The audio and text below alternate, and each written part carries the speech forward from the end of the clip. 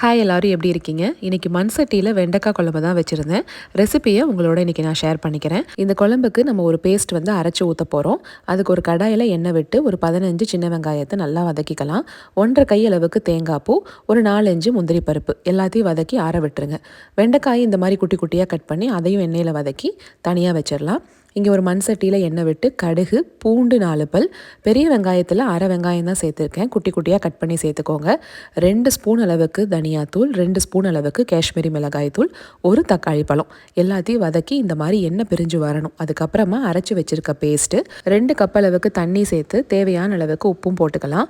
இது நல்லா கொதி வரணும். நான் அரைக்கும் போது ஒரு சின்ன நெல்லிக்காய் சைஸ் அளவுக்கு புளியும் சேர்த்து தான் அரைச்சிருக்கேன். இப்போ கடைசியாக வெண்டைக்காய், கருவேப்பிலை, ஒரு சிட்டிகை வெந்தய பொடி. உங்களுக்கு வேணும்னா கடுகு தாளிக்கும் போதே வெந்தயத்தையும் போட்டுக்கலாம்.